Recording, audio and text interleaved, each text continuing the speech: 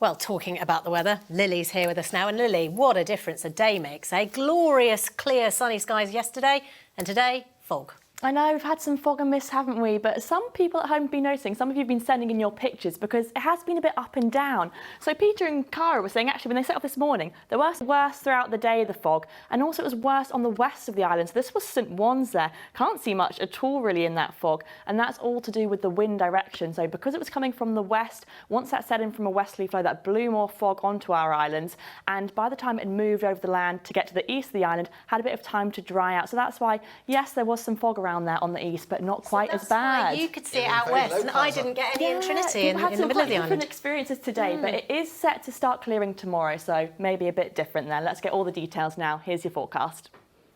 Well, it has been a bit of an interesting weather day that we've had. Some bright and sunny spells, particularly if you're on the east of the island, you might have noticed some sunshine, but also fog and mist that was quite thick in places, particularly in Jersey and also along the coast. The western coast was more foggy, making some quite dramatic scenes, and that's all to do with the wind direction that we had. But as we head into tonight and tomorrow, well, the fog should actually start to burn off. It is still going to be cloudy though, and we've had a largely dry day today, but tomorrow some rain and drizzle arriving, and the winds will be picking up too.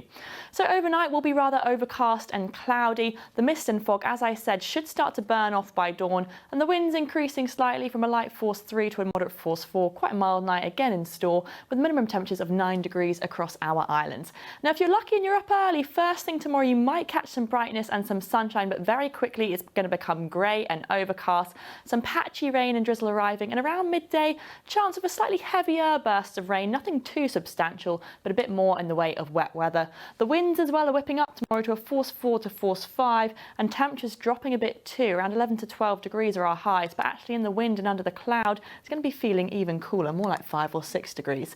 Well, let's get then our times of high water between 5 a.m. and 5:45, later on between 5:30 and 6:10. So as we leave tomorrow and head into the weekend, well, the patchy rain we've had turns into something a bit more showery in nature, some heavier bursts. We could get some hail thrown in the mix too, and some stronger winds. So not the best of weather days tomorrow. Perhaps something a bit better on Sunday. We're not saying goodbye to the showers altogether, but drier and a few sunnier spells.